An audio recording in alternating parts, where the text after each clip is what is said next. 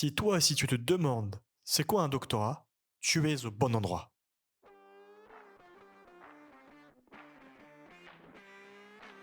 Je suis Rony Abessidan, un doctorant en IA et cybersécurité à Lille, et aujourd'hui, je vais t'aider dans tes recherches. Le doctorat, c'est un parcours flou, méconnu et peu valorisé en France. Il est temps de le démystifier. Avec thèse, antithèse, synthèse, le doctorat n'aura plus de secret pour toi. L'épisode va bientôt commencer. Bonne écoute!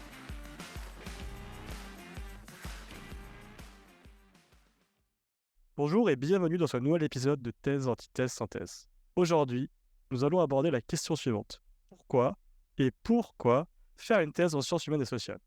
Si vous êtes un fidèle auditeur et que vous avez une bonne mémoire, vous vous rappelez probablement que nous avions déjà discuté autour de ce même sujet pendant l'épisode 9, mais pour le cas des sciences exactes. Aujourd'hui, nous allons parler des raisons pour lesquelles certains décident de se lancer dans une thèse en sciences humaines et certains décident de ne pas entreprendre une. En France, on sait que les thèses en sciences humaines et sociales sont en général encore moins valorisées que les thèses en sciences exactes. Une bonne partie de la population pense que les sciences humaines et sociales sont des voies de garage et qu'elles ne servent à rien. Alors, est-ce que tout ça, c'est vrai? À quoi bon se lancer dans une thèse en sciences humaines et sociales? Dans ce nouvel épisode, vous allez enfin y voir plus clair et je propose sans plus tarder de commencer en demandant à nos invités de se présenter brièvement comme on en a l'habitude. Donc, on peut commencer par exemple par la présentation de Sophie. Oui, bonjour. Je suis Sophie Changeur. Moi, je suis professeure des universités en sciences de gestion, plus exactement en marketing. Donc, je m'intéresse à tout ce qui est psychologie de la consommation, ou performance du marketing. Voilà, je suis dans un IAE, qui sont les business schools de l'université. J'ai fait mon doctorat à l'IAE d'Aix-en-Provence sur ce qu'on appelle une habilitation à diriger des thèses à l'université Paris-Dauphine et aujourd'hui, j'encadre et j'ai encadré plusieurs doctorants. Donc, le sujet m'intéresse bien évidemment. Super, merci beaucoup. On peut enchaîner du coup avec Michael. Bonjour à toutes et bonjour à tous. Merci beaucoup de nous recevoir aujourd'hui. Je m'appelle Michael Dandrieux. Je suis sociologue. J'ai passé ma thèse en 2014 dans une université qui a changé de nom 17 fois depuis, qui était Paris 5 à l'époque. J'ai en 2005 avec mes associés fondé une entreprise qui aujourd'hui s'est fixée pour vocation de réconcilier les autres entreprises et la société. La moitié de cette entreprise sont des gens issus des sciences humaines, donc il y a des sociologues, des anthropologues, des philosophes et pour beaucoup en CIFRE, doctorants ou déjà docteurs. On a une tradition d'intégration des méthodes et de l'état d'esprit de la recherche à l'intérieur de logiques qui sont plutôt celles du conseil en stratégie. Je suis enseignant depuis sa création en 2017 au sein de Sciences Po Paris dans l'école de management et d'impact. Voilà. Super, merci beaucoup. Et enfin, on peut passer à la présentation de Léo. Alors, bonjour messieurs, dames. Oui, donc je suis Léo Laglaine. Je viens d'être diplômé il y a quelques jours du master de recherche en histoire, donc master histoire, civilisation, patrimoine de l'université de Picardie-Jules Verne, donc l'université d'Amiens. Voilà, j'ai également passé des auditions pour commencer une thèse en septembre-octobre 2023. Et voilà pour ce qui est de l'actualité au niveau de mon parcours universitaire. Eh bien, écoute Léo, je te propose de commencer cet épisode avec toi. Donc en fait, je fais plus précisément une thèse en histoire. Et j'aimerais savoir déjà, dans un premier temps, qu'est-ce qui t'a poussé à te lancer dans cette thèse? Est-ce que tu avais des pour, des contre? Comment ça se fait que tu as fait ce choix? Au niveau des pour et des contre, je vais peut-être commencer par le gros point noir entre guillemets qui était celle de la question financière. Alors je commence pas par forcément le plus agréable, mais c'est effectivement la question qui s'est posée tout de suite et à laquelle il m'a fallu d'abord répondre avant de me lancer dans ma thèse. Donc voilà, j'ai le privilège de me voir octroyer une allocation doctorale pour 3 ans à l'UPJV, ce qui va me permettre de réaliser ma thèse dans un délai bref et de me consacrer entièrement à ce projet. Sans ça, je me serais certainement pas lancé dans une thèse en tout cas aujourd'hui, étant donné que suite aux échanges que j'ai eus avec un certain nombre d'anciens doctorants, donc en l'occurrence des anciens doctorants qui ont fait une thèse en conciliant une vie professionnelle hors cadre université. Faire une thèse en plus d'avoir un métier en dehors de l'université, donc c'est très compliqué et pour un certain nombre de personnes, ça s'est conclu par un échec. Voilà, j'avais surtout cette appréhension et bien sûr, il y a des personnes, des hommes et des femmes qui y parviennent. Mais voilà, en tout cas, je me sentais peut-être pas difficilement capable de surmonter ce challenge à mon âge. Donc voilà. Et donc ça, c'est pour les contres. Et d'un point de vue moins matériel et plus scientifique, au contraire, je n'ai pas eu de frein. Donc j'ai constitué un projet de thèse ces 10 derniers mois avec ma future directrice de thèse et ma ancienne directrice de master, entre guillemets, de mémoire. Voilà, j'ai constitué un projet de thèse solide avec un corpus de sources tout aussi solide. J'ai également effectué un master de recherche en histoire sur une thématique similaire de mon sujet. Donc peut-être je vais préciser mon sujet de thèse. Donc je vais travailler sur les milieux anarchistes dans le nord de la France entre 1919 et 1945 et plus précisément dans leur rapport au conflit armé et dans leur rapport au phénomène guerrier en fait. Et donc, j'ai réalisé un mémoire de recherche sur un journal anarchiste amiénois, qui portait sur la période 1919-1933, ce qui m'a permis donc d'acquérir une bonne connaissance des enjeux, une bonne connaissance de la bibliographie.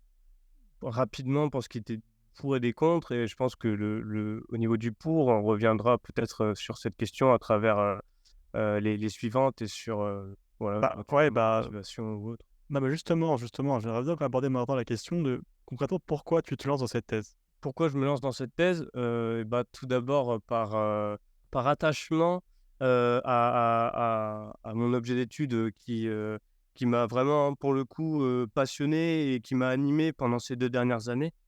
Donc, j'ai commencé à défricher un champ de recherche qui était encore à peu près inexploré parce que par rapport au mouvement anarchiste, il y a eu énormément de travaux avant la période avant 1919 en fait, assez moins après. Et voilà, donc j'ai vraiment été pris par, je sais pas, par une envie de contribuer en fait à la connaissance scientifique. Et voilà, et j'ai aussi le sentiment plus profond que la méthode scientifique est nécessaire aussi à la compréhension des phénomènes contemporains. Et voilà, donc c'est aussi de manière plus générale une passion pour la méthode scientifique et à mon avis, ouais, voilà, en quelque sorte, C'est j'ai clair. l'impression que ouais, la méthode scientifique est nécessaire aussi à nos sociétés, en fait. Ouais, très bien. Je partage cette vision aussi. Et du coup, quand tu as décidé de te lancer dans cette thèse, tu as dû en parler à ton entourage. Comment ils ont réagi? Alors, mon cercle proche l'a jugé assez positivement, en fait. Bien que la nouvelle soit assez récente. Donc, positivement, d'abord, parce qu'ils ont vu l'accomplissement d'un projet que je mène depuis longtemps. Et c'est aussi, en quelque sorte, l'accomplissement de mes 2 années de master. Donc voilà, j'ai vraiment beaucoup travaillé pour mon mémoire et pour ce projet avec ma directrice. Et voilà, donc ils savent que je vais m'épanouir dans un milieu qui me convient, qui me plaît.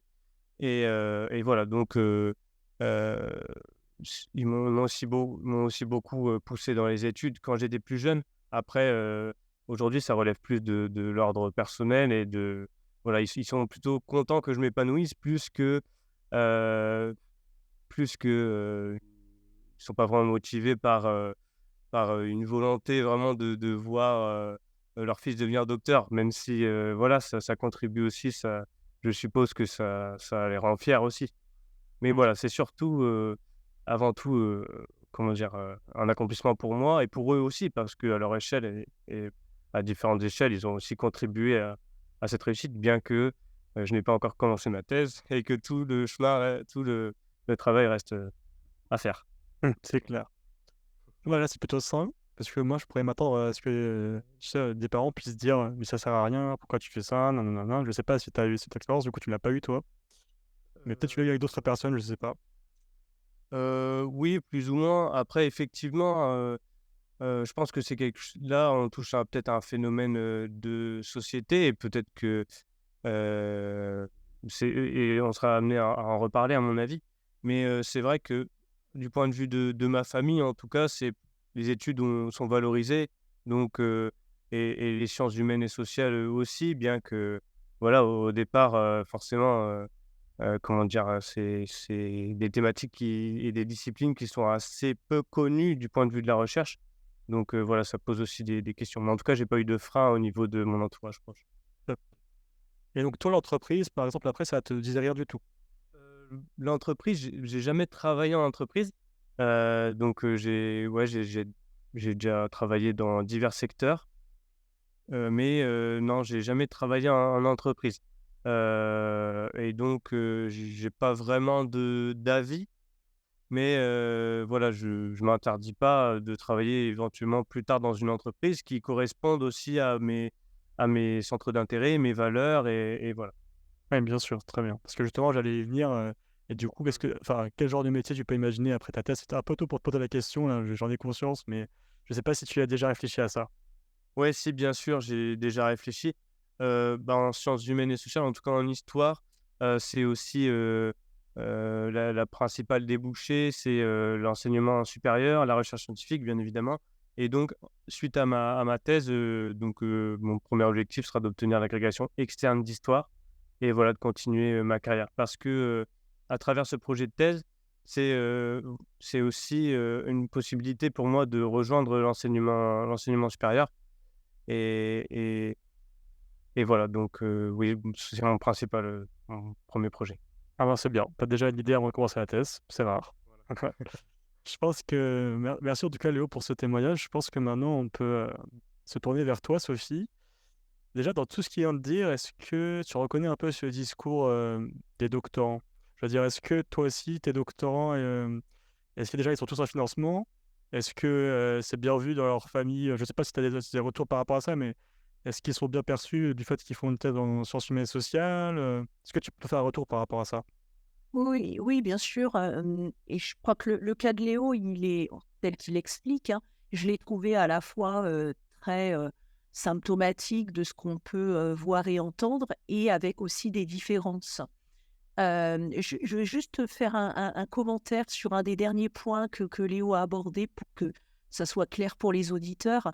Il parle de passer l'agrégation externe, donc on pourrait se dire: «Bah, il veut aller en lycée, pourquoi il fait une thèse?» Mais il est dans un domaine, les sciences humaines, où ne pas être agrégé rend plus difficile le fait d'obtenir un poste de maître de conférence. Donc c'est un projet qui est très cohérent, pour devenir maître de conférence. C'est même la voie royale, le contrat doctoral et la grecque, ce qui n'est pas du tout le cas dans mon domaine, par exemple, ce qui n'est pas le cas en sociologie non plus. Voilà. Donc sinon, bah, qu'est-ce que je retrouve de ce que m'ont dit mes doctorants? Moi, mes doctorants, j'en ai 2 qui sont financés, dont l'une par un contrat région, c'est tout. En fait, en ce moment, ce sont des doctorantes, hein. J'ai pu avoir des doctorants qui travaillaient. Donc, en fait, c'est quoi les situations? Pas de financement, rares contrats doctoraux. Je n'ai pas eu de doctorant de CIFRE. Certains travaillaient à côté, notamment 2 aux Nations Unies, par exemple.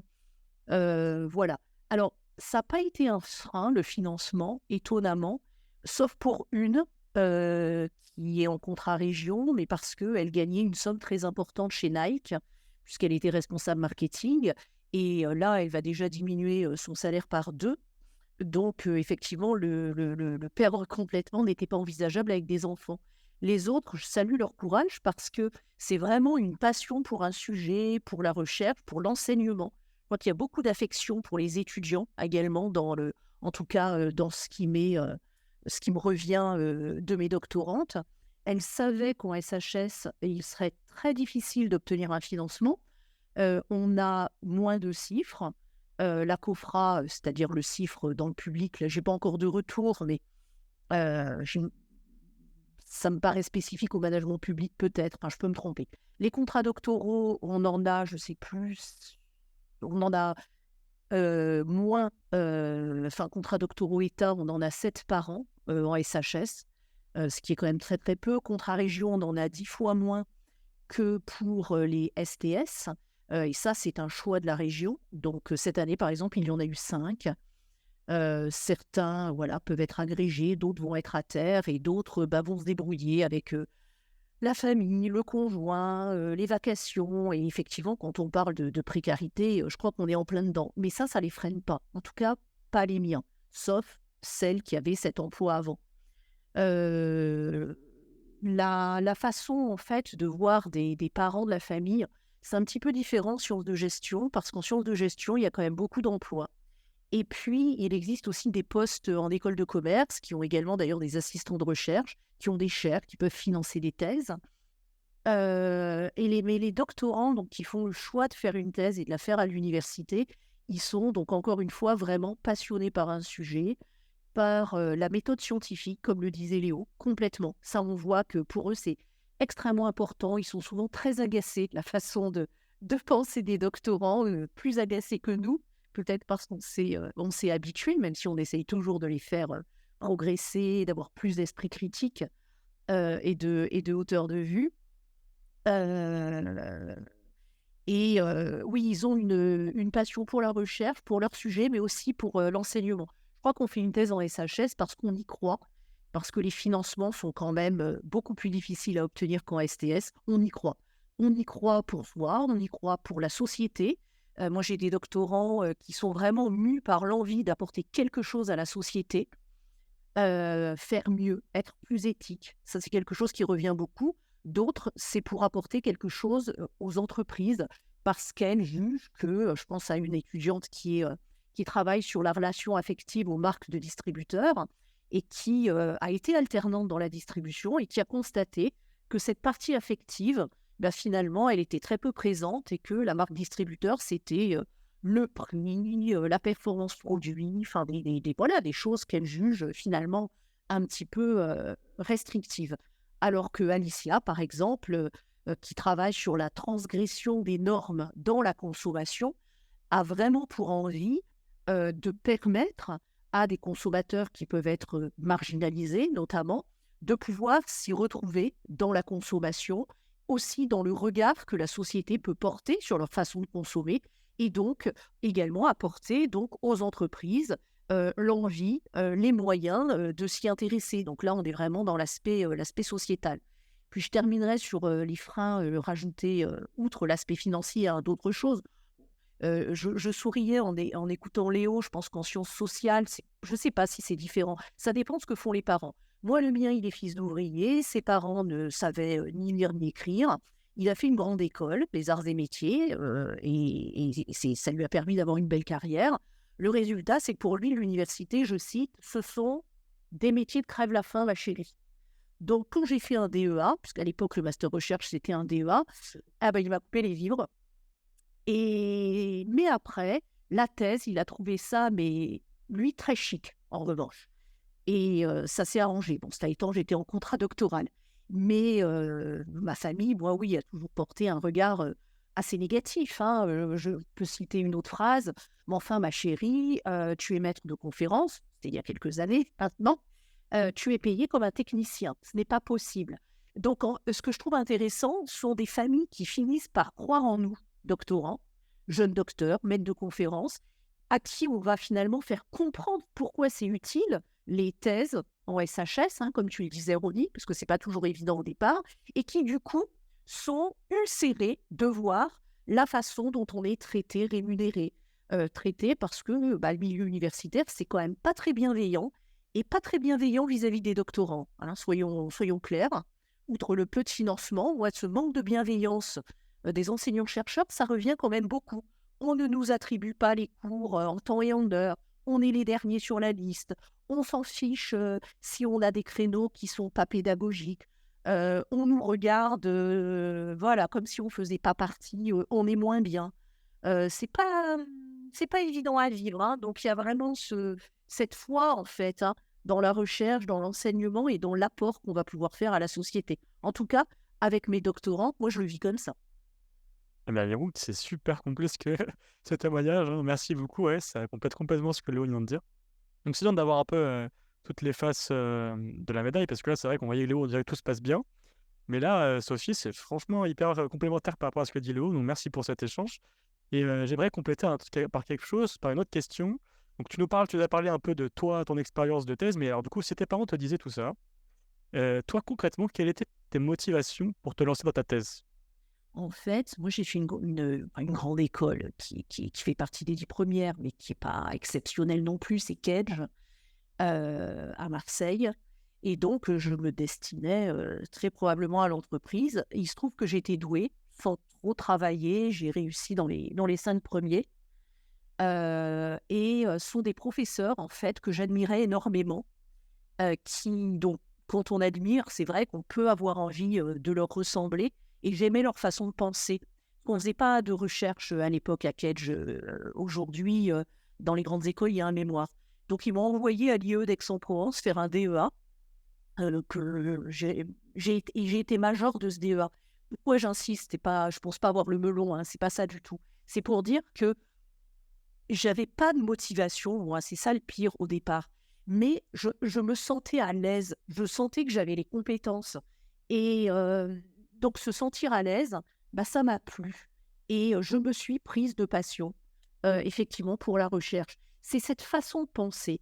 Ça peut être sur cette façon de travailler. Ça peut être sur plein de choses différentes, mais attaquer un article, attaquer un concept par les différents aspects, se dire que la recherche, elle est à la fois faite pour être utile, mais quand je dis utile, c'est aussi efficace, hein, pas forcément d'une utilité immédiate, mais qu'on peut aussi prendre le temps d'affiner ses connaissances et donc d'aller plus loin que ce qu'on pourrait faire dans l'entreprise.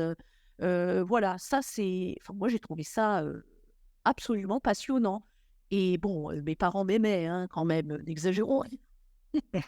Mais effectivement, ce n'était pas forcément bien vu. Mais ça a changé. Et c'est ça qui est formidable. C'est que par l'exemple, nos conjoints, nos parents finissent par valoriser, même s'ils ne le faisaient pas avant, la thèse. Parce que moi, je viens d'une famille qui a fait peu d'études.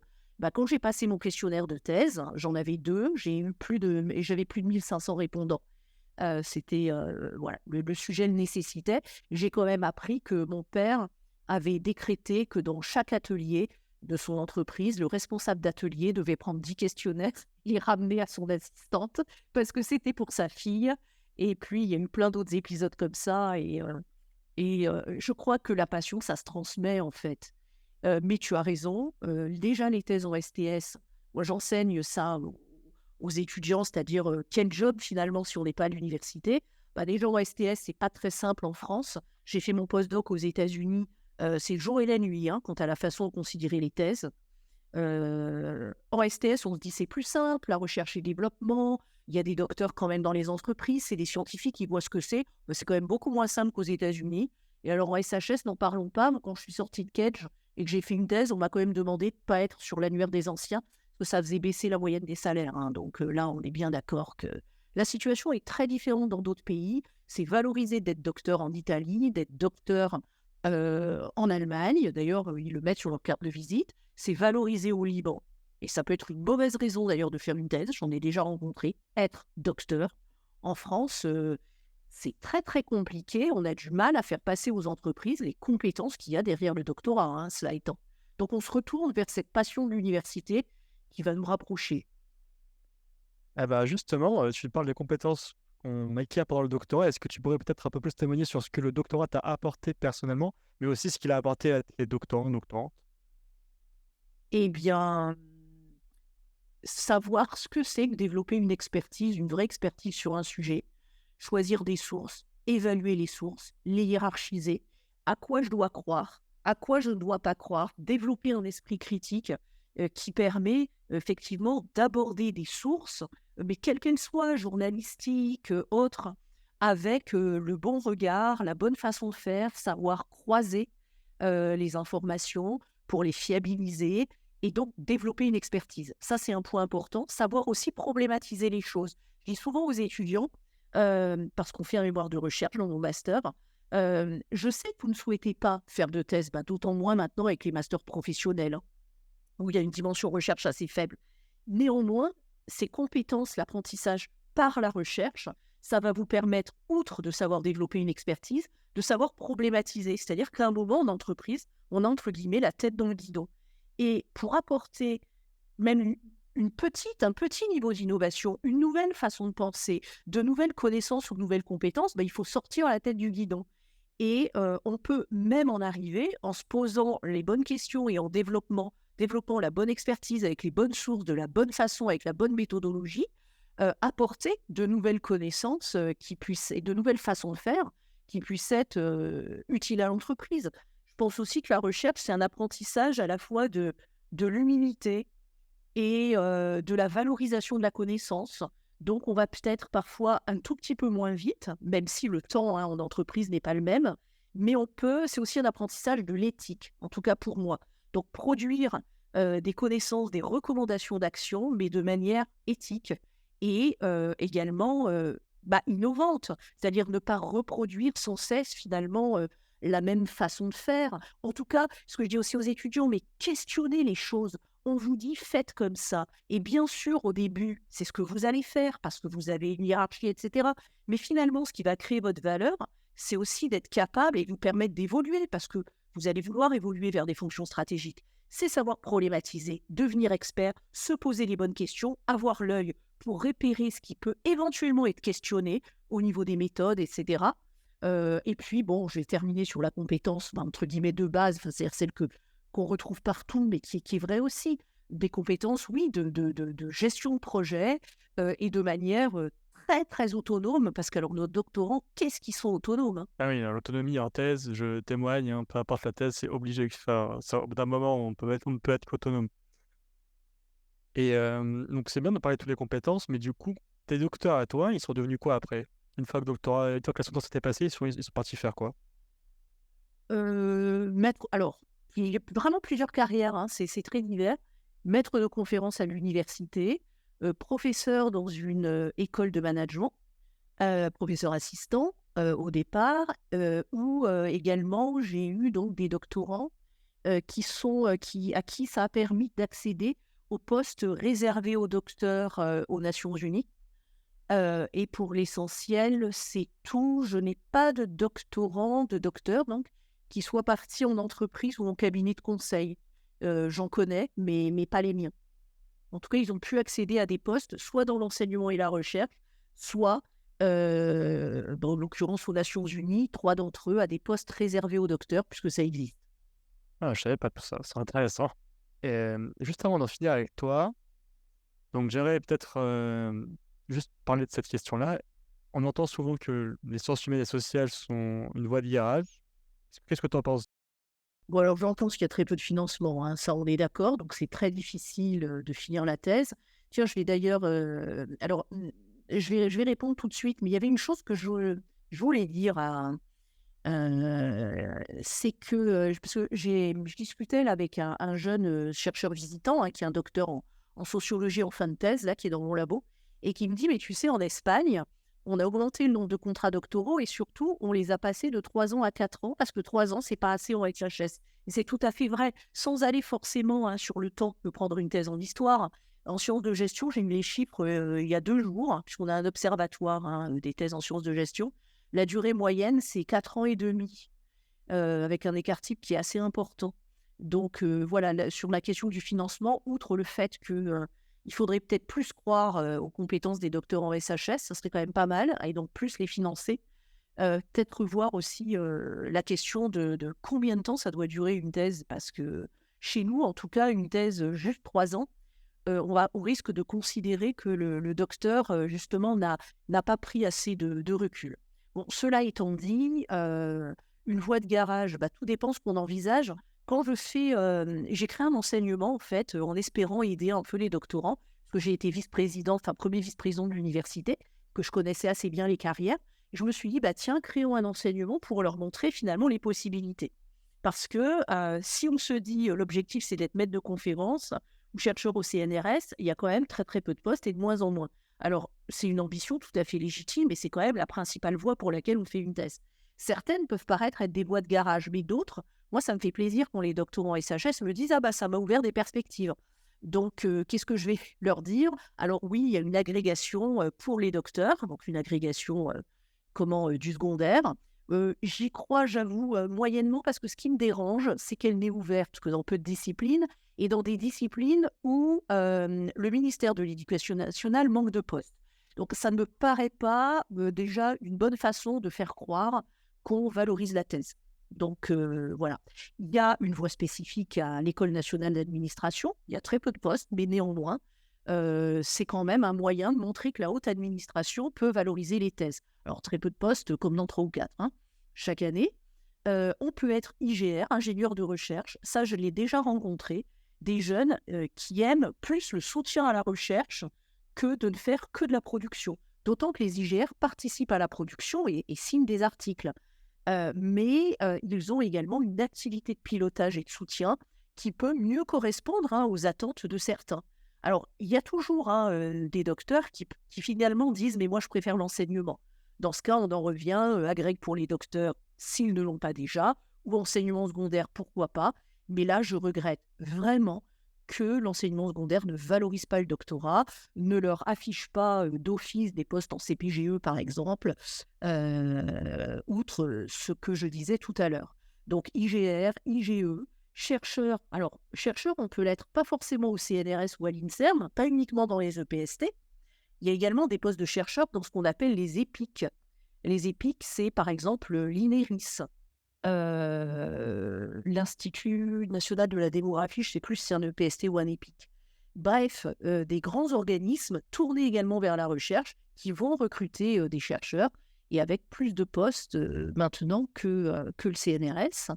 Et puis enfin, les métiers du conseil sont bien adaptés aux jeunes docteurs. Encore faut-il qu'ils en aient envie. J'en rencontre assez peu, je dois le dire, parce que c'est un choix qu'ils ont quand même fait à la sortie du master de ne pas privilégier l'entreprise. Et enfin, il y a des postes, alors il y avait en droit, la voie, ça existe toujours, mais je me demande si ça ne va pas être supprimé, qui permettaient de devenir avocat sans avoir à passer l'IEJ.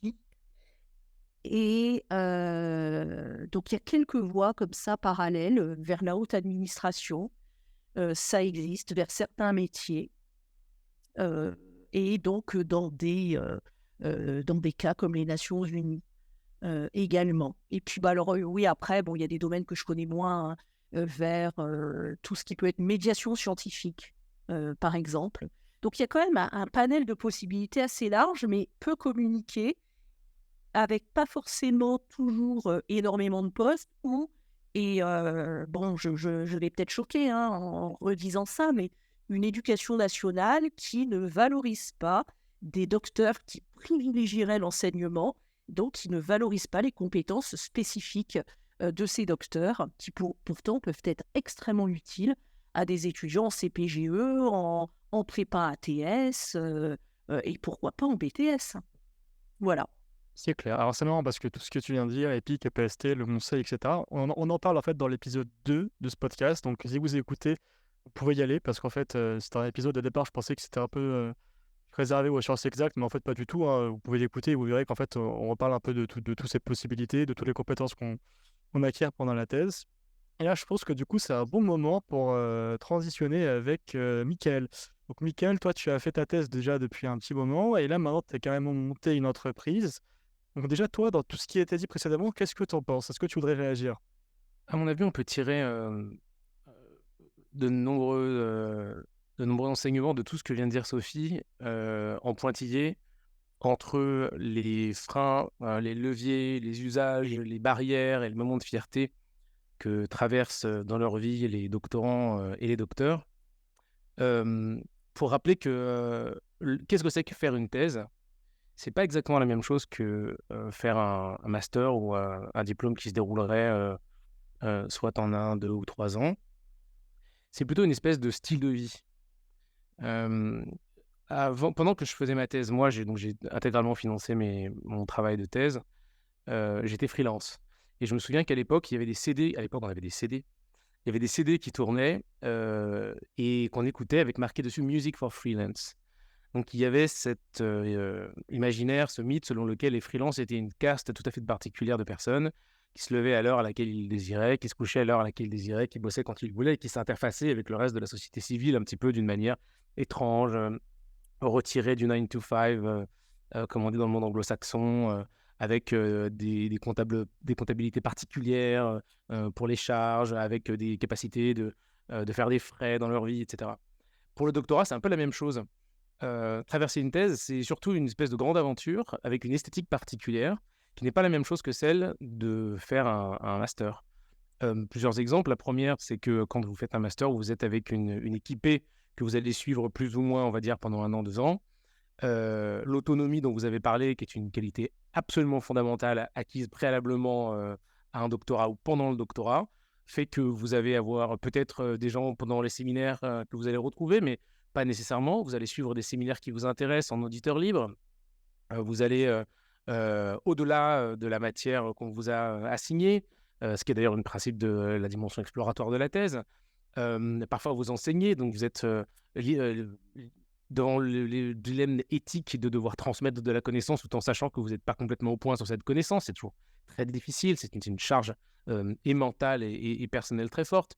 Et donc, vous passez 3 ans, peut-être 4, peut-être un peu plus. Moi, à mon époque, on pouvait faire sa thèse en 5, 6 ans, 7 ans, etc. Maintenant, 4 ans, c'est un peu plus compliqué. Je rappelle que je l'ai faite en sciences humaines et sociales, plus spécifiquement en sociologie. Et donc, vous allez consacrer une partie de votre vie avec une esthétique tout à fait particulière. Et donc, dans cette esthétique, il y a plein de choses. Il y a effectivement l'autonomie, qui peuvent être un peu décourageantes parfois. Il peut y avoir des moments de solitude et des moments de grande perdition. C'est un roller coaster, hein, c'est-à-dire quand est-ce qu'on arrête la bibliographie, quand est-ce qu'on se met à l'écriture, quand est-ce qu'on se rend compte qu'on n'a pas le bon sujet, les points d'étape avec le responsable de thèse, etc.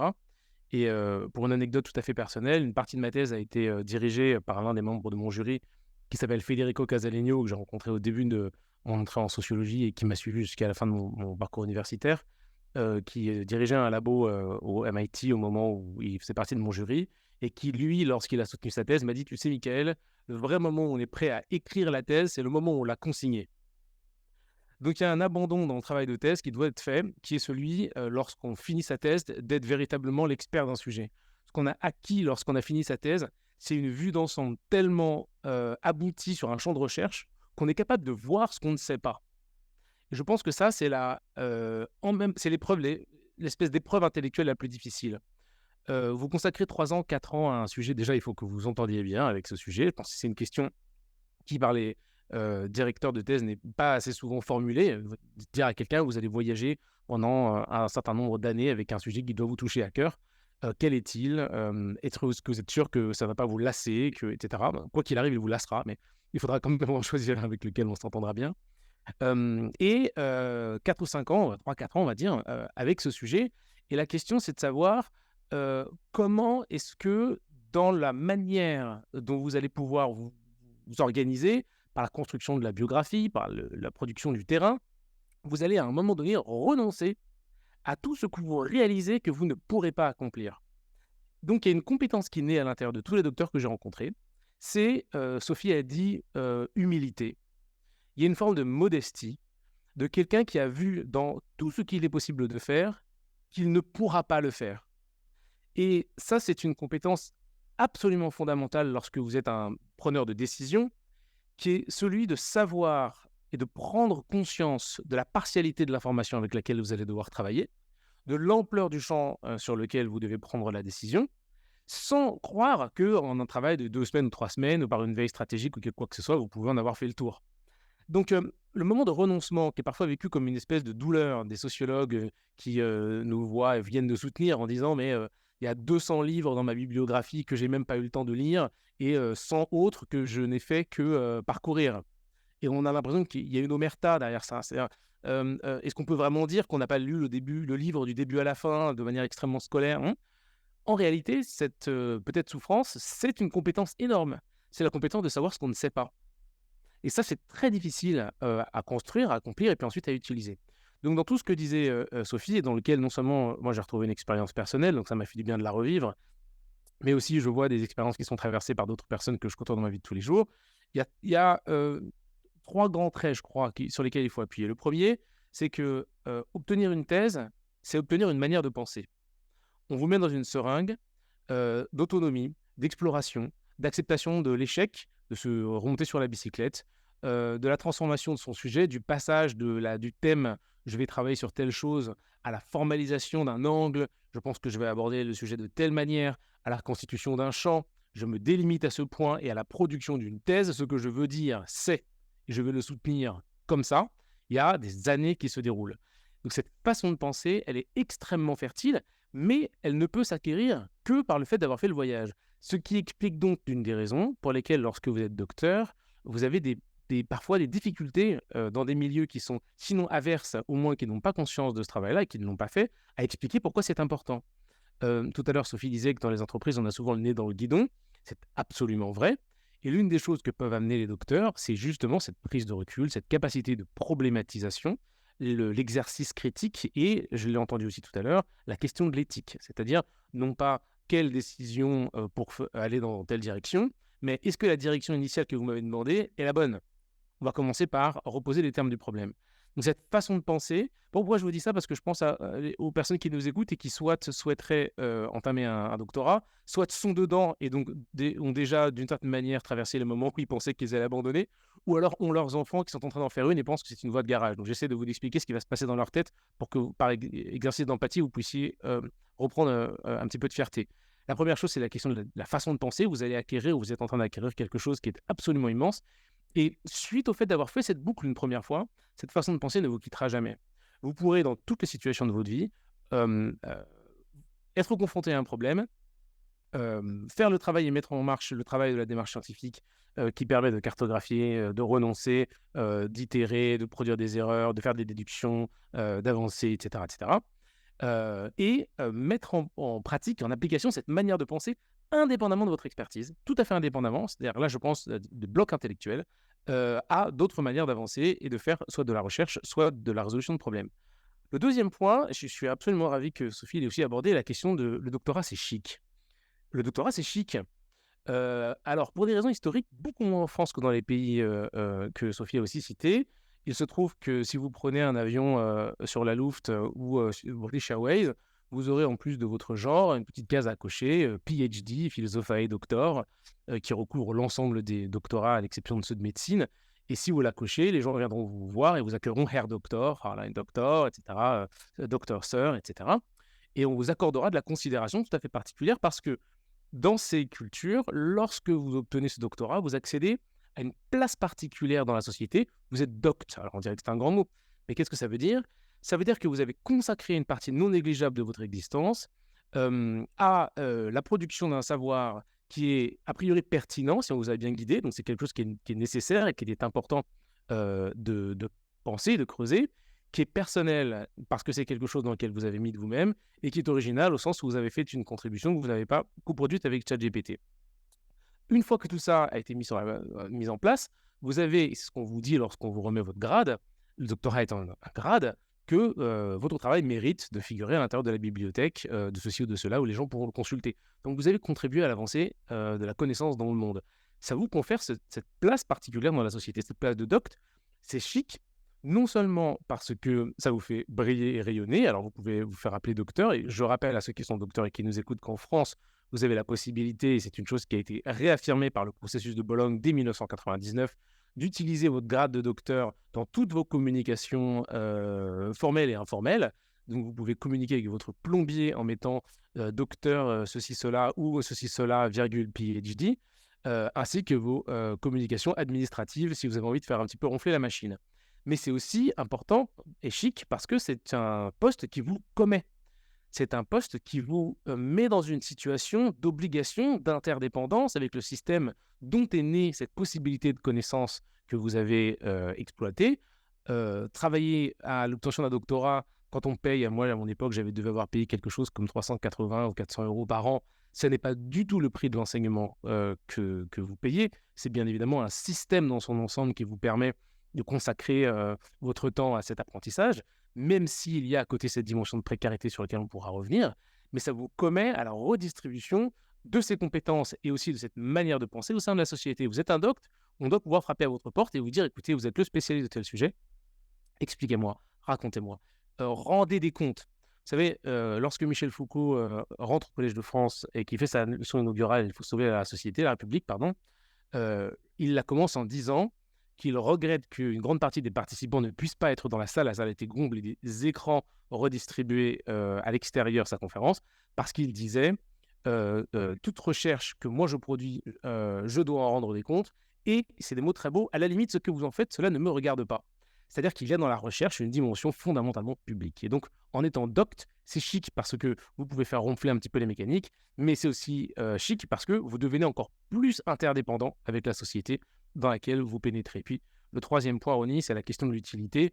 Il y a effectivement beaucoup de gens qui se lancent dans une thèse tout simplement parce qu'ils ont envie de contribuer d'une manière ou d'une autre à l'avancée de la constitution d'une société habitable pour le plus grand nombre de personnes et la capacité de problématisation. Un problème bien posé étant beaucoup plus facile à résoudre qu'un problème simple mal posé, nécessite qu'on y consacre beaucoup de temps. Un dernier point peut-être qui peut vous intéresser, je peux vous parler un peu de ce qu'on fait nous.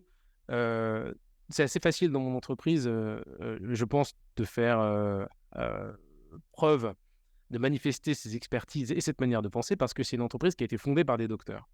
Mais on se retrouve très souvent à défendre cette manière de penser envers des clients qui sont des très grosses entreprises, qui sont nos partenaires stratégiques avec lesquels on travaille généralement sur des longues périodes et qui ne comprennent pas cette manière de penser. On peut imaginer qu'on est des intellos, on entend souvent ça, que ce qu'on dit n'est pas opérationnel, on entend souvent ça. On peut recevoir aussi des injonctions contradictoires. Les entreprises se trouvent aujourd'hui devant une urgence du long terme, comme j'appelle ça, c'est-à-dire la nécessité d'agir très vite et de prendre des décisions demain ou après-demain sur des transitions qui vont peut-être avoir des conséquences sur l'habitabilité de la planète à hauteur 30, 40, 50 ans. Et ça, c'est un prisme de pensée qu'elle ne possède pas, en particulier parce qu'il dépasse les mandats des dirigeants qui, à ce moment-là, ne seront plus là ou auront légué quelque chose, ou en tout cas ne pourront plus être tenus responsables des décisions qui auront été prises 20 ans ou 30 ans dans le passé. Donc nous, on amène cette capacité de mise en perspective des problèmes, de facettage des sujets qui nous ont amenés. Et je vois nos docteurs, et je mets un « eux » aussi parce que ma société est très majoritairement féminine et féminisée, amener ces modes de pensée qui sont des modes de pensée très difficiles à faire passer dans l'entreprise. Mais il y a une autre chose, pour ceux d'entre vous qui souhaiteraient intégrer l'université après, il y a aussi une fierté dans les possesseurs de docteurs et les universitaires en règle générale, d'avoir accompli ce tour-là, d'avoir fait les 3 ans en ayant pris un sujet, en ayant découvert le fond et en ayant vu ce qu'on n'en saura pas. Parce que c'est vraiment ça la compétence, qui, une fois qu'ils sont mis devant un dirigeant de très grande entreprise, un patron du CAC 40, n'arrivent pas aussi de leur côté à considérer que la nature sur laquelle doit se pencher leur sujet, c'est la résolution du problème de l'organisation en face de laquelle ils sont, nous on fait du conseil, et non pas un sujet en règle générale. Donc il y a une tension, c'est pour ça que chez nous, on a une direction de la stratégie et une direction de la connaissance. Notre direction de la connaissance est tenue par notre directeur de la connaissance, qui est lui aussi docteur et qui a fait un contrat CIFRE, donc il connaît très bien les mécanismes de l'entreprise, il est sociologue, il s'appelle Anthony Mahé.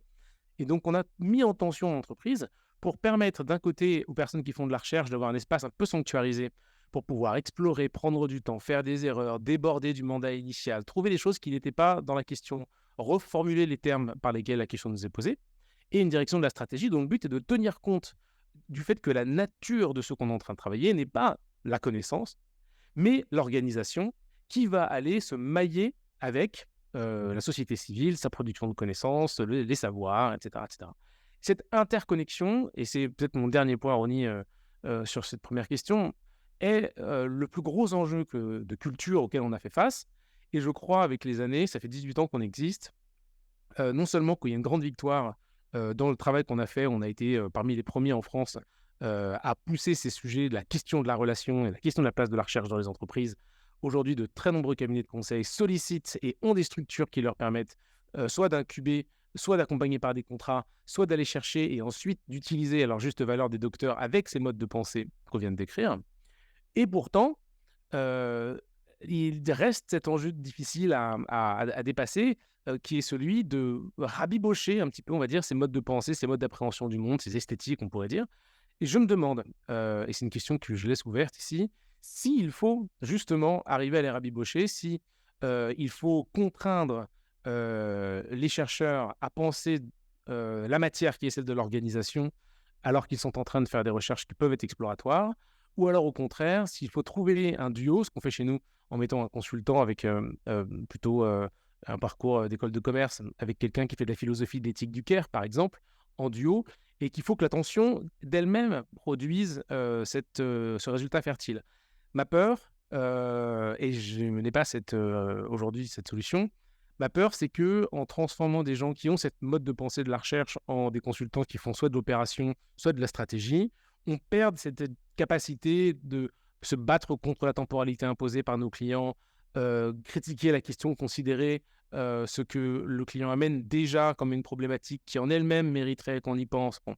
Donc, vous voyez, ce que je veux vous dire, c'est qu'il y a une modification qui se joue à l'intérieur et à l'extérieur de l'université, une revalorisation générale de la société par son américanisation, mais son internationalisation aussi, du grade de docteur qu'il faut que nous travaillions collectivement à revaloriser. Donc, je pense que c'est quelque chose qu'il faut porter avec fierté, et non pas fierté parce qu'on a travaillé dur pour l'obtenir, parce que si le doctorat est le garant d'une rigueur intellectuelle et de démarche, il n'en est pas la seule voie. On a des personnes chez nous qui ne sont pas docteurs et ne désirent pas l'être et qui sont absolument extraordinaires et produisent un travail de très grande qualité, de très grande rigueur intellectuelle. Donc il y a cette modification qui est en train d'intervenir là et qui façonne le monde dans lequel ressortiront d'ici quelques années les docteurs et les doctorants qui nous écoutent. Ok, super. J'ai l'impression que j'ai presque plus besoin de poser des questions tellement tu en as dit. Non, bah écoute, merci beaucoup pour ce que tu viens de dire. Alors déjà, je partage plusieurs points. En thèse, on se rend bien compte que plus on creuse le sujet, enfin, c'est plus je sais que je ne sais pas. Donc effectivement, on a du recul sur tout ce qu'on ne sait pas. À la fin de la thèse, et c'est sûr que c'est frustrant. Moi, je ne vous parle tout à fait encore parce que j'ai pas encore fini ma thèse, mais je vais bientôt le vivre, je pense. Je vois déjà que je sais pas plein de choses, ça c'est sûr, mais je ne sais pas quand je vais m'arrêter. Après, pour la question que tu viens de dire à l'instant là sur enfin, l'idée que en fait finalement les docteurs en entreprise, bah, en fait finalement ils vont devoir répondre à un objectif de rentabilité et donc du coup ils vont avoir moins d'exploration qu'un docteur qui serait dans l'académique. En fait, c'est marrant parce qu'on en a parlé dans l'épisode 9 sur le même thème mais avec les sciences exactes parce que justement il y avait avec nous un docteur qui était dans l'entreprise et qui expliquait que en fait, voilà, l'entreprise, elle cherche avant tout la rentabilité. Donc, il n'y aura pas le droit à l'erreur. Et donc, du coup, vu qu'il n'y a pas ce droit à l'erreur, il y a moins d'exploration. Et donc, du coup, on ne fait pas il y a pas le même type de recherche, quoi. Mais ce qui est problématique, parce que c'est justement la raison pour laquelle les entreprises ont besoin des docteurs. Sophie faisait mention aussi tout à l'heure. Il y a une compétence tout à fait particulière de quelqu'un qui est formé à la recherche, c'est la question de l'innovation. Vous amenez dans une structure qui n'est pas adverse à l'innovation d'entreprise, elle innove tout le temps, mais elle innove vraiment en test and learn, c'est-à-dire par des pratiques itératives avec des cycles souvent très courts, par la mesure, et donc une innovation plus profonde, une innovation qui remettrait en cause un certain nombre d'acquis ou de normes ou d'éléments de culture à l'organisation sont beaucoup plus difficiles à mettre en place. On est dans un moment particulier des organisations où elles sont chahutées de toutes parts, notamment du fait des systèmes de transition qui aujourd'hui la ballottent. Je pense aux transitions énergétiques, bien évidemment, les transitions managériales. On a beaucoup de problèmes sur la manière dont les gens travaillent et leur volonté de travailler. Et au milieu de tout ça, la transition qui les lie toutes, c'est-à-dire la transition écologique et environnementale. Pour pouvoir aborder ces sujets, il faut repenser le modèle de valeur de l'organisation. Et pour ça, il faut aller au fond des choses. C'est difficile, ça veut dire remettre en jeu des choses que l'on considérait comme acquises. Considérer que des normes qui étaient tout à fait opératoires et dans lesquelles les gens vivaient, donc on fait ça comme ça, sont en réalité des effets de la répétition. Et si on peut porter sur elles un regard critique et qu'on peut les dépioter, alors on peut trouver quelque chose d'autre. Vous savez, Michel Foucault, je ne sais pas pourquoi je suis obsédé par Foucault aujourd'hui, mais il dit un truc très beau sur les sciences humaines. Il dit les sciences humaines sont là pour écailler les évidences. C'est un mot très beau pour ceux qui aiment le poisson. écailler les évidences. Rendre problématique ce qui est évident, ça veut dire regarder quelque chose que l'on considère comme du donné et réaliser que c'est en réalité un élément du temps, une cristallisation, quelque chose qui est par la répétition parce qu'il a été assez longtemps là et rentré dans les murs et qu'on s'est habitué à lui et que par conséquent, on considère que ça ne bougera pas.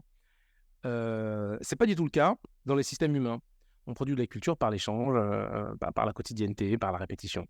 Et donc, devoir trouver des nouveaux relais de valeur, relais de croissance, modèles de valeur dans les organisations, devoir repenser les manières par lesquelles on fait fonctionner les chaînes de valeur qui aujourd'hui sont très à mal, les manières par lesquelles on manifeste et on témoigne de la reconnaissance à l'ensemble des collaborateurs, des opérateurs des usines jusqu'au col blanc et jusqu'aux exécutifs.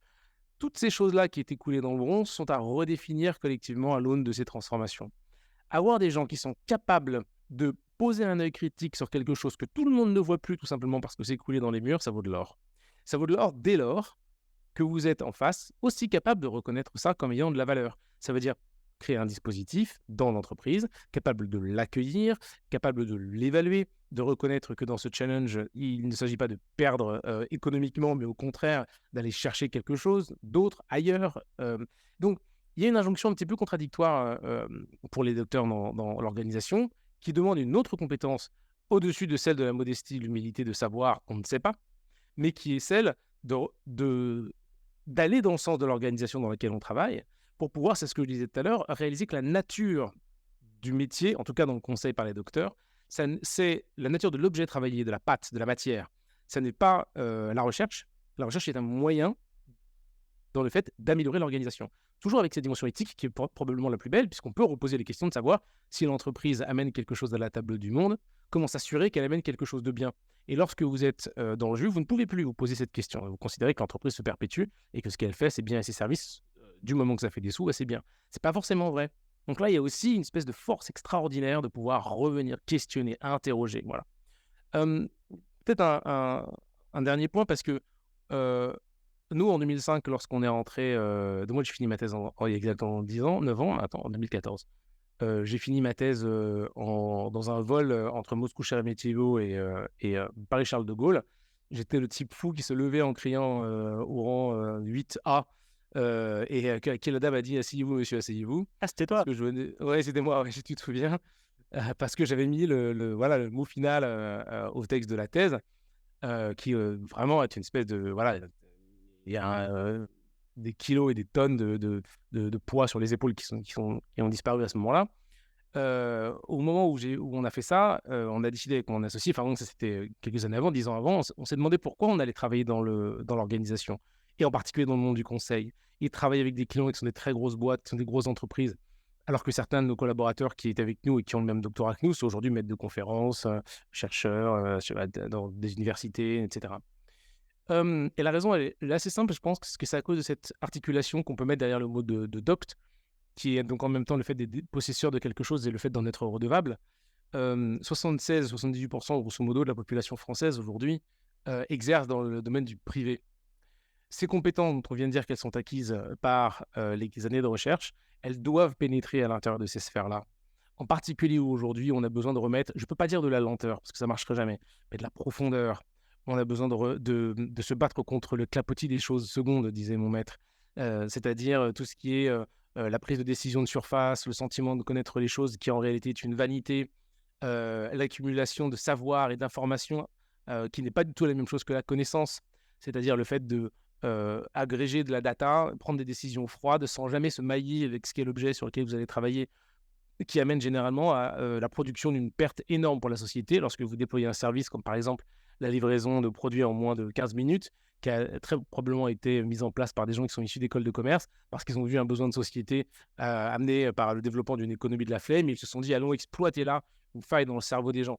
Un docteur se serait demandé, si je réussis, quelle perte ça produit et comment est-ce qu'elle va être déléguée sur la société. Parce qu'il voit déjà le questionnaire parler aux gens qui ont pris 4 kilos, développent dans 15 ans un diabète de type 2, ne sont pas heureux parce qu'ils ne sortent plus, ne voient plus leurs amis, mais ont leur pizza dans les temps.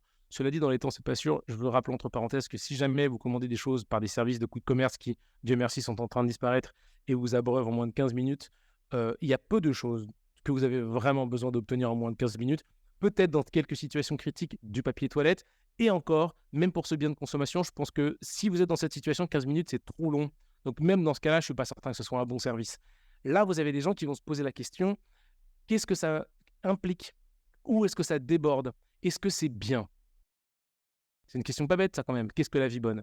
Donc, être capable de mettre le développement économique d'une organisation et le développement du bien-être des gens qui y travaillent dans une perspective éthique, critique de qu'est-ce que la vie bonne, pour ça, il faut aller dans la profondeur des choses. Donc, c'est aussi une des raisons pour lesquelles c'est un énorme asset aujourd'hui, ce que les très grands cabinets de conseil, les plus petits comme nous, ont très bien compris, parce qu'il y a beaucoup de programmes maintenant qui sont prêts à accueillir les gens qui font l'exercice de la recherche. Super. Merci pour ce complément. Ça me fait penser un peu à ChatGPT, parce que tout le monde connaît ChatGPT aujourd'hui, mais en fait, GPT-1, le premier modèle, c'était en 2018, quoi. Il y a eu un temps avant d'arriver, et de base, c'est un labo de recherche OpenAI, donc n'empêche, ils ont pris le temps avant de lancer leur truc et que ça fonctionne finalement, et ils se sont posé des questions. Bref, je ne vais pas forcément parler de ça maintenant parce que c'est un peu hors sujet. Voilà, on pourra en parler plus tard si tu veux. Moi, j'aimerais plutôt parler de tes motivations à toi quand tu t'es lancé en thèse, du coup. Parce que est-ce qu'à ton époque, c'était. Enfin, j'imagine que c'était peut-être encore moins valorisé, je sais pas. Je crois que personne ne savait ce que c'était qu'un doctorat. donc voilà, enfin, je ne suis pas si vieux, mais non, moi, un peu comme Sophie, moi, c'est des gens. J'ai rencontré des gens. D'abord, ma maman c'était une professeure. Je suis issu d'un milieu très modeste, on n'avait pas du tout de sous, mais on avait un capital culturel immense, puisque ma maman était professeure de français, de littérature, de grec et de latin. Donc lire des livres compliqués, c'est quelque chose auquel j'ai été habitué, que je me suis battu contre pendant des années. Et lorsque j'ai eu terminé ma licence, j'étais déjà en train de travailler. Mon premier job, je l'ai eu en 2017. C'est marrant parce qu'avec la forme des retraites, j'étais regardé sur le truc de retraite Gouv, machin, et j'ai fait mes fiches de paye avant que j'ai mon bac. Donc j'ai travaillé avant d'avoir mon bac. J'ai fait mes premiers stages à ce moment-là, et ensuite mon premier CDD, mes premiers CDI. Et il y a eu un moment déterminant où j'ai eu la possibilité, et l'un de mes managers de l'époque me l'avait dit, de rejoindre une organisation de la bulle de la net économie, parce que j'ai payé ma thèse en faisant du computer science. J'ai décidé de ne pas le faire. J'ai décidé de continuer mes études à ce moment-là. Et dans ma tête, c'était un peu pour honorer la personne qui avait été ma maman, et d'aller le plus loin possible. Et le plus loin possible, c'est le doctorat. Et puis, j'ai rencontré quelqu'un, un professeur des universités, tout à fait par hasard. Et je me suis dit, si je peux ressembler de près ou de loin à un moment de ma vie à cette personne, je pense que j'aurais rien perdu. Donc, allons-y, voyons comment se déroule la chose. Mais à côté de ça, le fait que moi, j'ai eu une formation à côté donc de computer scientist, de développeur, de programmeur, je faisais de l'architecture de l'information, etc., m'a tout de suite donné envie de mettre les mains dans les choses. C'est-à-dire qu'il y a une absence de feedback dans la thèse qui est très difficile, des cycles qui sont des cycles très longs. Donc, j'ai mené les deux en parallèle, et j'ai pris la voie la plus difficile, qui était d'avoir un métier à temps plein pour payer un loyer sur lequel j'étais tout de suite tout à fait indépendant, ainsi que de faire ma thèse en parallèle complètement. Je crois que je l'ai fait dans 4 ans d'ailleurs, si je dis pas de bêtises, parce qu'effectivement, 3 ans, c'était rigoureusement impossible. Donc ça, c'est ce qui m'a mené. Moi, ce que je voulais, c'était trouver un moyen, une méthode pour pouvoir acquérir du savoir, de l'information. Et c'est pas du tout ce que j'ai trouvé. J'ai trouvé dans l'exercice de la recherche des chemins par lesquels acquérir de la connaissance. Et la connaissance et l'information, je l'ai brossé tout à l'heure, ce sont deux choses très différentes. L'information, c'est un stock qui est disponible et que vous pouvez mobiliser lorsque vous le souhaitez, avec ce fantasme de l'exploitation de l'information, la data qui dort. Et c'est un mode d'approche de la transformation du monde extrêmement prédateur, qui pose les choses à distance et qui se permet de jamais mettre les mains dans les choses. La thèse est tout autre chose parce qu'elle construit de la connaissance. Cette connaissance, c'est le fait de se mailler en tant que sujet avec l'objet qui est le nôtre. Le terrain, c'est quelque chose qui vous fait pleurer parce que parfois, il y a des gens qui tombent dans vos bras, qui vous amènent dans les endroits les plus étranges du monde en fonction de vos sujets, qui vous font rencontrer des subjectivités radicalement opposées aux vôtres, vous oblige à vous déguiser. Je suis parti d'une école de la sociologie qui est une école de sociologie participante. Donc, en fait, on fait partie des sujets et on essaye de mettre à distance notre subjectivité tout en reconnaissant qu'elle est là. Donc, j'ai fait partie des sujets que j'étudiais, j'ai rencontré. Bon, ce que je veux dire par là, c'est que c'est pas de l'information et de la manière d'agréger de l'information que j'ai découvert, c'est l'obligation de me mailler avec le sujet que j'étudie. Et donc, se rendre compte qu'on est codépendant du monde sur lequel on jette un regard, cette information-là produit aussi des gens extrêmement impliqués dans l'entreprise. Donc, pas des gens qui se disent c'est juste un job et on me demande quelque chose et je vais y répondre et puis le soir, je vais boire des verres avec mes copains. Mais au contraire, des gens qui ont construit un attage, un maillage entre eux, une tresse et l'objet sur lequel auquel ils vont consacrer leur temps. Donc, ces mécanismes d'interdépendance construits entre celui qui regardait l'observateur et l'observé, le fait d'être touché physiquement et humainement par le sujet dont on travaille, c'est aussi quelque chose qui presque nous fait devenir écologue, si vous voulez. Écologue de l'histoire, ou écologue de la socio, ou écologue des maths, je ne sais pas. Donc ça, c'est moi ce que j'ai trouvé et ce que je ne cherchais pas. Et finalement, ça a créé chez moi, ça a éveillé chez moi une dimension politique, une dimension éthique que je n'avais pas. Du fait de ma compréhension en tant que place d'observant, j'avais un impact sur ce que je regardais. Et ça a motivé aussi mon acceptation lors de la sollicitation d'entrée dans mes enseignements à Sciences Po, et ainsi que la constitution du syllabus que je tiens encore aujourd'hui, qui s'appelle l'habitabilité du monde, où j'enseigne à des gens sur lesquels on n'a pas de master de recherche et qui vont sortir, puisque j'ai les dernières années du master 2, qui sont issus d'une école de management et d'impact. Et je leur enseigne à poser ce regard éthique et critique sur la production de services et de biens de l'entreprise. Et ça marche plutôt pas mal. Donc j'essaye, sinon d'accélérer le travail de la recherche, au moins de passer cette compétence particulière de la réalisation de la modestie par rapport au monde dans lequel on opère, et puis aussi cette dimension de lien d'interdépendance avec lui. Très bien, c'est clair. Alors, depuis le début, j'ai l'impression quand même que tu survends la thèse, je sais pas. Est-ce que dans cette expérience, tu vois aussi des inconvénients? Parce que je pense que tu as parlé de beaucoup d'aspects positifs, mais je sais pas si tu avais des inconvénients en tête quand tu as passé ton doctorat. Si, je l'ai dit aussi. En tête, passer un doctorat, c'est dur, c'est psychologiquement dur. Effectivement, vous vous exposez à un certain nombre de railleries des gens qui, à ce moment-là, font du conseil, qui sont généralement les gens que vous retrouvez plusieurs années après en burn-out. Mais bon, ça, c'est des anecdotes. C'est pour ça, d'ailleurs, que je pense qu'il faut remettre de la fierté dans la possession du doctorat, avec ces 3 petites lettres PhD ou docteur, que je pense qu'il faut utiliser, pas seulement en Italie, en France, en Allemagne ou au Liban, mais en Angleterre, en Allemagne ou au Liban, mais en France aussi. Il y en a une que j'ai dit tout à l'heure, c'est que le travail de la recherche, c'est un truc qui vous aspire très profondément. Et donc, vous vous exposez à confondre la nature de la pâte que vous travaillez. Il y a une dimension politique dans la recherche, puisqu'elle va amener quelque chose qui est d'ordre public et qui sera disponible à chacun pour faire avancer la connaissance à l'échelle d'un pays, parfois à l'échelle d'un monde. Ça veut donc dire que ce que vous êtes vraiment en train de travailler, la pâte que vous travaillez vraiment, c'est la société civile. C'est pas les Chevaliers du lac de Paladru, vous connaissez le machin, ou le petit sujet, la petite lorgnette. C'est une participation double, et par la manufacture d'un type de subjectivité qui est la vôtre, et donc vous construisez un sujet qui va ensuite se balader dans la société, parler avec ses potes en buvant des bières, en disant qu'est-ce que c'est que la recherche, et aussi la production d'une connaissance qui, elle aussi, va faire son chemin, être utilisée par d'autres personnes. Et donc, il y a un désavantage au fait de faire sa thèse, c'est justement lorsque vous entrez dans un milieu, qu'il soit privé ou public, perdre le contact avec l'objectif de l'organisation dans laquelle vous êtes, et avoir du mal à ne pas faire la recherche pour la recherche. Michel Serres disait centre de recherche, c'est 3 fois circa, c'est centre, recherche. À un moment donné, on tourne en rond. Donc il faut être capable quand on est sorti de ces 4 ans, se déprendre de cette dimension là, de cette acquis, compétence-là, qui est celle de rechercher pour chercher, et être capable de mettre cette compétence-là dans la perspective de l'organisation dans laquelle vous êtes rentré et les objectifs qui sont, je l'espère, en phase avec les vôtres. Ça, je dirais que c'est le problème majeur qu'on a avec la disposition intellectuelle à la recherche, cette manière particulière de penser. Très bien, c'est clair. Alors là, je pense qu'on peut juste enchaîner sur un mini débat entre tout le monde, ça va être assez rapide. Je voudrais parler du syndrome de Peter Pan. Bon, c'est juste c'est une idée que beaucoup de recruteurs ont en tête, j'ai encore entendu récemment. L'idée sur laquelle les doctorants ou doctorantes préfèrent rester dans un environnement académique protégé plutôt que de se confronter au vrai monde professionnel.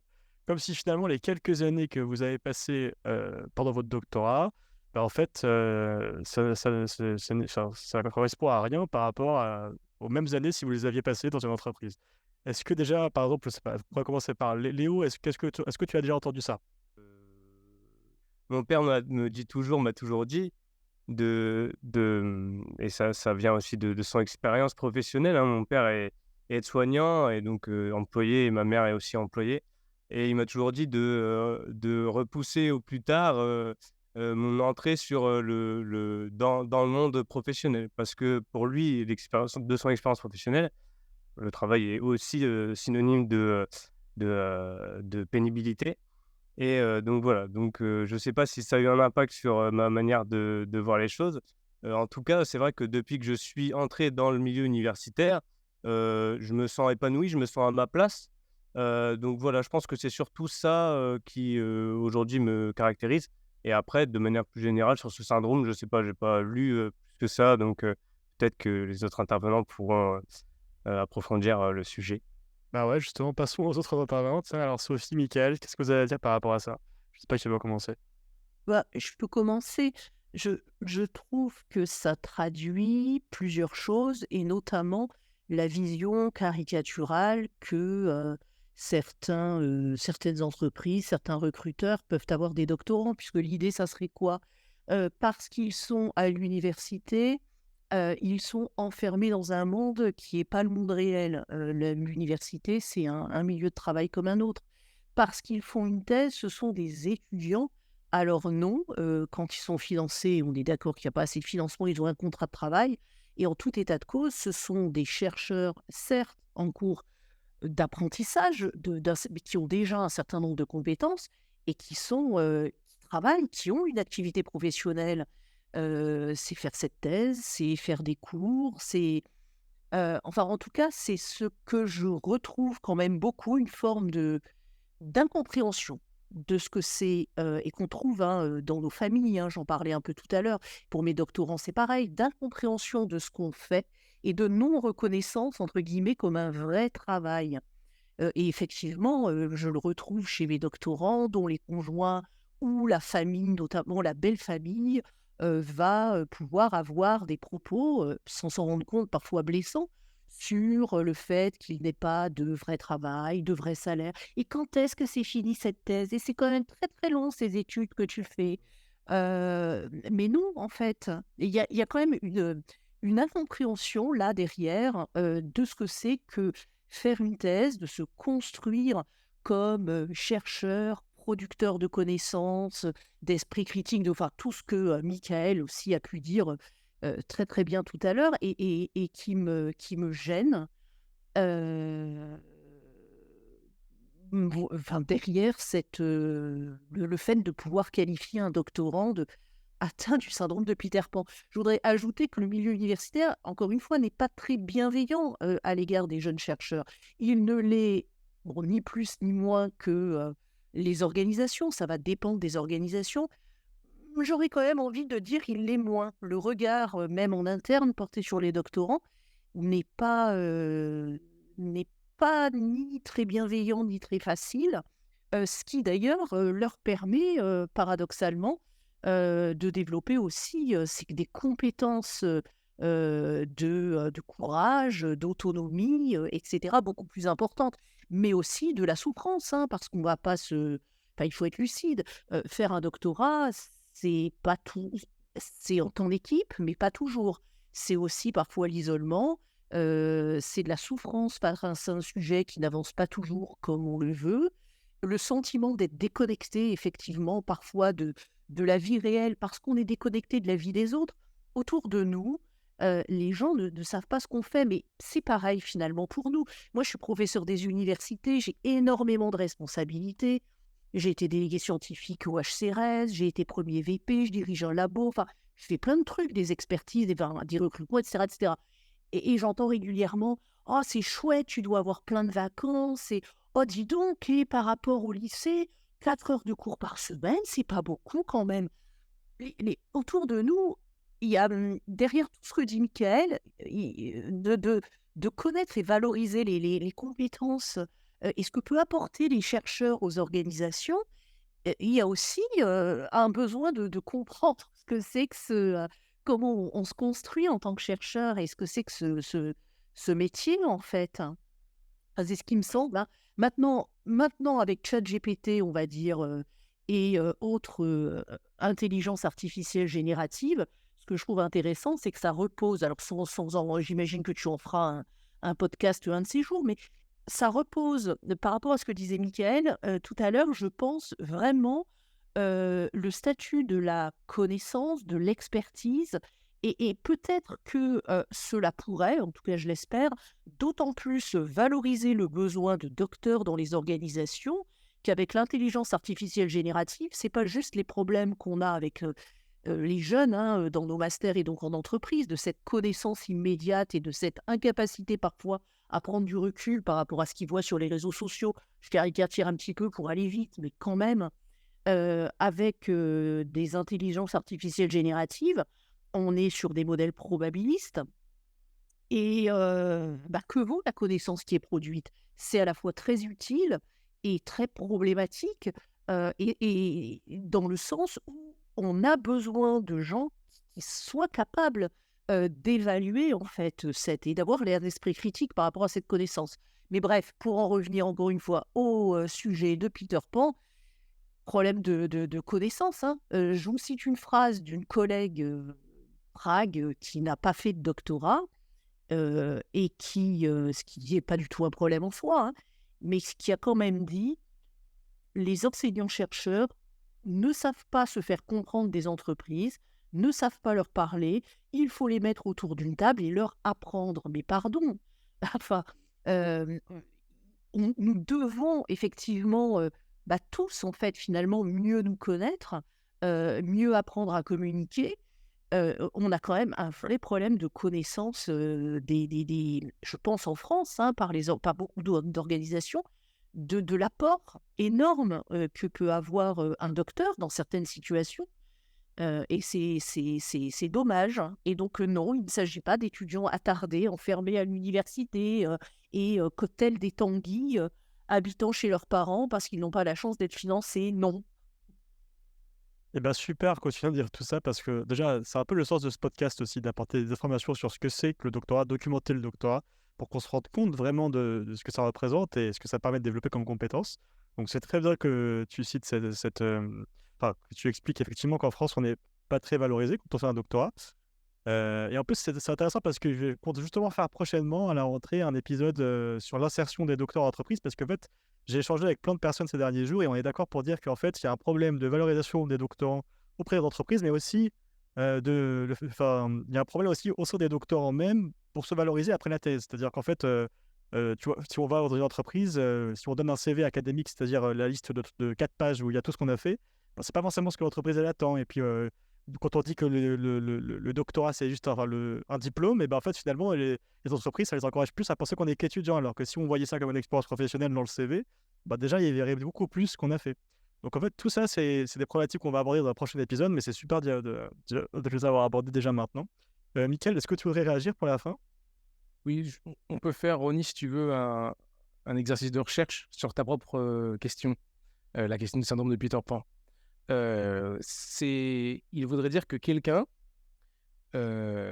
s'arroge le droit de choisir ce qu'est la réalité et relègue une autre partie de la population à l'intérieur d'un fantasme de cette réalité et qui en est le fait de l'éviter par une enclave magique et mystique apparentée dans ton exemple à celui de l'enfance, voilà, magique, merveilleuse, avec des amis qui n'existent pas, etc.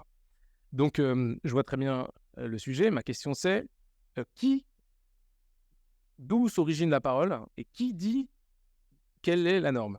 Dans ton exemple, c'est le monde des entreprises. Qui donc dit que les doctorants et les gens de la recherche s'enferment dans cette situation d'infantilisation et d'enfance mystique? C'est très beau, mais reprenons les termes de la question. Pourquoi est-ce que le travail de 9h à 18h dans l'entreprise serait la norme? Est-ce que c'est ça la vraie vie? Pourquoi la vie imaginaire, c'est celle de faire la recherche?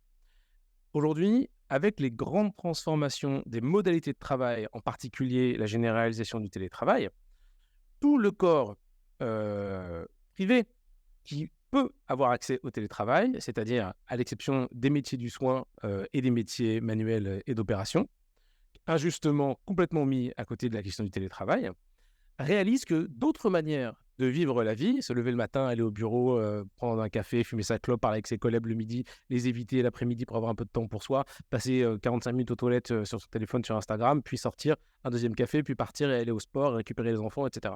Qu'une autre vie est possible. Et donc, en fait, cette norme que tu es en train de décrire, elle est aussi en train d'exploser parce qu'il n'y a pas que les doctorants qui vivent dans une autre norme, il y a plein d'autres gens, il y a les gens qui deviennent freelance, il y a les gens qui changent radicalement de secteur d'activité, les gens qui partent des métropoles pour faire tout à fait autre chose, les gens qui se mettent au voyage, les gens qui prennent des métiers qui leur permettent d'être complètement nomades par rapport à la production intellectuelle ou de services qu'ils font, les gens qui se mettent à écrire des bouquins, les gens qui deviennent profs de yoga. Donc, tu vois, en quelle mesure est-ce que le fait d'être prof de yoga certifié ou coach accompagnant, que sais-je, n'est pas tout aussi, ne serait pas une manière de s'écarter de cette norme qui est celle d'aller au bureau, etc. Donc, il y a un imaginaire très fort qui est aujourd'hui rediscuté, les cartes sont rebattues derrière cette assertion. Donc, l'assertion, qu'est-ce qu'elle vient nous dire? Elle vient nous dire qu'il y a un monde dans lequel les pressions sur toi ne sont pas les mêmes que celles que tu vis en entreprise. C'est vrai. Un monde dans lequel l'impératif de résultat à court terme est beaucoup moindre que ce qu'on attend de toi en entreprise. C'est vrai. Un monde dans lequel les conséquences de tes erreurs sont beaucoup moins voyantes et beaucoup bien violentes que celles que tu vois dans le monde de l'entreprise. C'est vrai. Un monde dans lequel les strates managériales et le pouvoir des gens sur toi et celui que tu as sur d'autres est beaucoup moins fort que celui que tu vis dans ton milieu entrepreneurial. C'est vrai. Ce monde-là, c'est vrai que c'est l'entreprise. Et donc, on a beaucoup de difficultés lorsque on fait rentrer des gens de la recherche à leur montrer que dans l'entreprise, les choses se déroulent comme ça. C'est un autre monde et il faut s'y adapter. Néanmoins, et donc, c'est quand vous disiez, Sophie, que les gens de la recherche ne comprennent pas ces entreprises, il faut les asseoir et leur apprendre, je pense que c'est tristement vrai. Et je pense aussi que lors de cette grande discussion où on aura réussi à piéger les gens des entreprises pour qu'on leur fasse croire qu'ils vont expliquer la vie aux gens du doctorat, on pourra en profiter pour faire exactement l'inverse. Donc, fermons les portes et ouvrons le dialogue, de sorte à ce que les gens qui font de la recherche puissent expliquer aussi que le monde dans lequel vivent les gens de l'entreprise n'est pas le seul vrai. Ça n'est pas ça, être un adulte. Il y a de très nombreuses autres manières de vivre sa vie. Ces manières sont en train d'éclater au jour aujourd'hui et elles génèrent un désengagement notable dans le travail en France, des modifications d'attentes de la part des collaborateurs, de réalignement de la production d'entreprise avec les valeurs personnelles, de manière de travailler, de manière de cohabiter avec les autres collaborateurs. Enfin, tout ça est en train de voler en éclats sous nos yeux. Donc, s'il y a un syndrome de Peter Pan, il est mieux de dire que c'est un espèce de syndrome collectif où chacun choisit sa jeunesse fantasmée et chacun choisit sa réalité adulte, le vrai monde, là où il faut aller bosser un petit peu au turbin. Je ne suis pas certain par ailleurs que ceux qui sont au turbin, dans ce que Jean Rouch et Edgar Morin dans les années 60 observaient dans ce film formidable dont je recommande le visionnage et qui s'appelle Chronique d'un été, subissent avec la vie à côté qui est la vie marginale, c'est-à-dire le lieu dans lequel on voit ses amis, etc., et qui ne devrait pas être la vie marginale, mais la vie centrale. Donc, si on fait un petit travail de recherche sur les termes de cette expression, syndrome de Peter Pan, je pense qu'il faut voir que la réalité à partir duquel elle est énoncée est elle-même en train d'éclater. Et c'est une occasion pour tous les bords de la conversation qu'on est en train d'aborder, les gens de la recherche et les gens des entreprises, d'arriver à faire ce qui est, c'est pas un hasard, la mission de Eranos, la société depuis 2005 maintenant, de réconcilier l'entreprise et la société. Il y a une brouille entre ces deux mondes, elle est dommageable aux deux. Chacun avec une forme d'arrogance qui lui est propre et qui n'est pas issue de la bêtise, mais issue de l'exposition unique à des modèles qui vont asseoir nos convictions sur ce qui est la norme. La norme, c'est on le fait comme ça chez nous. Donc il faut arriver à mailler tous ces mondes-là, à faire baisser ces niveaux d'arrogance pour arriver à comprendre ce que voit l'autre de l'autre côté. Et j'imagine qu'il n'y a personne d'autre d'aussi valeureux dans la société et d'aussi accompli personnellement que quelqu'un qui est capable de faire de la recherche arrive à y apporter sa contribution à l'intérieur d'une organisation pour avoir un impact très fort par la manufacture de culture de biens et de services dans la société, ou inversement, quelqu'un qui, dans l'entreprise, se donne du temps pour pouvoir penser en profondeur un système de valeurs, des modalités économiques, un produit d'innovation, etc. Je pense que les deux, par ce maillage-là, pourraient en sortir gagnants. Bah écoute, je te rejoins complètement là-dessus. Moi, je fais plein de parallèles en fait un peu avec le doctorat, le freelance, l'entrepreneuriat, etc. Et je trouve que ça se tient ce que tu dis. Tu as raison. Ce mode de vie de la recherche finalement, qui paraît peut-être un peu plus libre, bah, c'est tout à fait quelque chose qui peut être généralisé maintenant que le télétravail vient d'éclater. Je suis d'accord. Bon, peut-être on en parlera dans un autre épisode. En tout cas, merci beaucoup pour cette discussion, hein. Donc, merci à vous trois, Léo, Sophie, Michael. J'ai adoré la discussion, j'ai adoré l'épisode. Je ne savais même pas faire cet épisode au début parce que de base, j'imaginais que ce podcast allait le faire que pour les doctorats en sciences exactes. Mais en fait, j'ai trouvé ça pertinent de le faire pour les sciences humaines et sociales aussi. Et je pense que j'ai eu raison. Donc voilà, si vous écoutez l'épisode, j'espère que vous avez bien compris qu'en fait, les SHS, c'est pas du tout une voie de carrage et qu'il y a beaucoup de contributions donc des doctorants SHS, enfin des docteurs SHS dans la société. Donc, quand on fait un doctorat SHS, on est capable de comprendre les comportements humains, d'analyser les enjeux sociaux, de questionner les valeurs, on est autonome, on sait mettre en perspective, on sait prendre du recul. Bon, je ne vais pas tout répéter, je vais pas répéter tout l'épisode, mais je pense que là, avec tout ce qui vient d'être dit, vous avez l'idée de beaucoup plus claire de ce que c'est finalement le doctorat SHS, de ce que ça implique et de tous les avantages que vous pourrez en retirer. Donc, si jamais vous vous posez la question de si vous voulez ou pas faire un doctorat en SHS, j'espère que cet épisode vous a aidé. Voilà, sur ce, je vous dis à la prochaine et merci encore pour tout le monde. Merci Ronny. Merci beaucoup. Ronny.